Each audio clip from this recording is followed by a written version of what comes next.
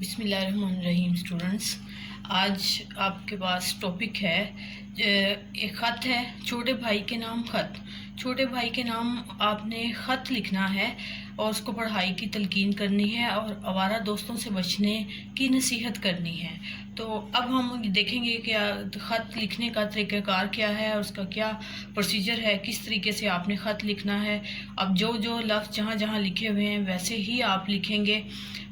इसके ख़त के की जो नंबरिंग है, इससे पहले कि मैं आपको दूसरी बातें बताऊं कि ख़त की नंबरिंग है उसको देख लें। ये आपके पास है कमरा इम्तिहान और उसके बाद में आपने डेट लिखनी है। अगर रियल में ख़त लिख रहे हैं तो फिर आपने जहाँ से आप ख़त लिख रहे हैं उस जगह का नाम लिखेंगे। तो ये 2 नंबर हैं इसके। उसके बाद में अलकाब व आदाब है, ये जिसको हम ख़त लिख रहे होते हैं उसका नाम यहाँ पे लिखते हैं। फिर उसके बाद में सलाम दुआ, अस्सलामुअलैकुम, ठीक है। तो यहाँ पर 2 नंबर यहाँ आ जाते हैं इसके। और उसके बाद में आपके पास यहाँ से लेकर जितना भी मैक्सिमम या मिनिमम जो मज़मून होता है उसको नफ्स मज़मून कहा गया है। नफ्स मज़मून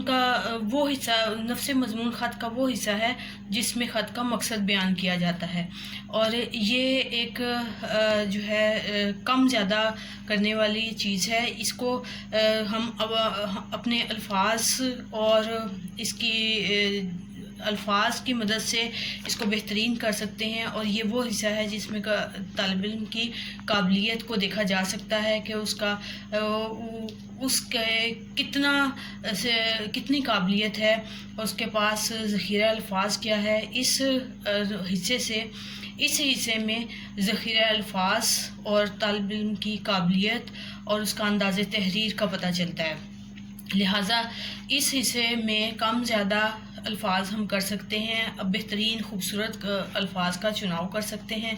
और इस पार्ट के 4 मार्क्स होंगे। नेक्स्ट हमारे पास जो है ये लास्ट में एक आ जाती है इख्तितामिया सलाम दुआ। जैसे कि हम कहीं से रुखसत होते हैं तो हम जो है खुदा हाफिज़ कहते हैं। यहाँ पर हमारे पास इख्तितामिया सलाम दुआ है। वसलाम का मतलब है कि ख़त लिखने वाला। तो यहाँ पर आपने अगर हकीकत में ख़त लिख रहे हैं तो यहाँ पर अपना नाम लिखेंगे। और ये अलिफ बे जीम जो है ये आपने पेपर के लिए, एजुकेशनल सिस्टम के लिए होता है। हकीकत में ख़त लिखेंगे तो हम यहाँ पर अपना नाम ज़रूर लिखेंगे। तो अब हम आते हैं ख़त के मज़मून की तरफ। ख़त को हमने कैसे स्टार्ट करना है। यहाँ से इसकी शुरुआत बहुत ही खूबसूरत होनी चाहिए, खूबसूरत और अट्रैक्टिव होनी चाहिए और अच्छे अल्फाज का चुनाव होना चाहिए। यहाँ आपा के ख़त से मालूम हुआ। अब हम छोटे भाई के नाम ख़त लिखने जा रहे हैं। आपा के ख़त से मालूम हुआ कि तुम सेहतयाब हो गए हो, और लेकिन इसके साथ ही उन्होंने तुम्हारे बारे में बहुत सी मालूमात दी हैं और बताया है कि आप दिल लगाकर पढ़ते नहीं हो और ऐसे दोस्त पैदा कर रखे हैं या ऐसे दोस्तों से मिलना जुलना है जो कि आवारा हैं और आपका वक्त ज़ाया कर रहे हैं। तो लिहाजा मेरे भाई ऐसे दोस्तों की सोहबत से बचो जो कि सिर्फ नाकामी है और इखलाक की पिस्ती है। अपने आप को संभालो, खूब मेहनत करो, पाकीज़ा इखलाक सीखो, ना कि सिर्फ अपनी ज़िल्लत और रसवाई जो कि आपकी ज़िल्लत और रसवाई का बाइस ना बने, बल्कि आपके बुज़ुर्गों की पहचान बने।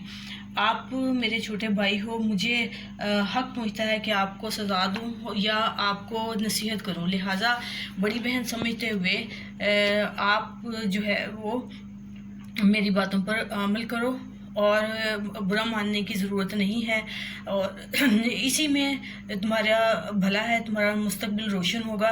तो बेहतर होगा तो तुम मेरी बातों पर गौर करना और इंशाल्लाह इसका बहुत अच्छा रिज़ल्ट जो है वो सामने आएगा।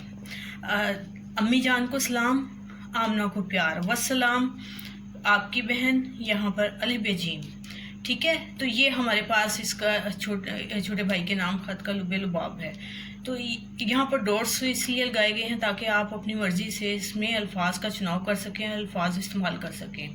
میرا خیال ہے کہ آپ کو اس کے خط کے جتنے بھی پارٹ ہیں اور جتنی نمبرنگ ہے اور اس کے تمام پروسیس کی سمجھ آ گئی ہوگی، لیکن ایک چیز جو آخر میں آپ سے کہنا چاہوں گی کہ جہاں جہاں جو لفظ لکھے ہوتے ہیں وہیں ہی آئیں گے، اس کو ادھر ادھر اٹھا کر اگر آپ لکھیں گے تو آپ کو کوئی نمبر اس میں نہیں ملے گا۔ اور اس کے علاوہ نفس مضمون لکھنا بہت ضروری ہے، چاہے کم لکھیں یا زیادہ لکھیں۔ اگر آپ یہ سارے لکھ چھوڑتے ہیں، اوپر والے پارٹ اور نیچے والے اور یہ درمیان کا حصہ کچھ نہیں لکھتے، تو اس میں آپ کو کوئی نمبر نہیں مل سکتا۔ یہاں پر اس کی تھوڑی بہت فلنگ لازماً ضروری ہے تاکہ آپ کو نمبر مل سکیں۔ شکریہ۔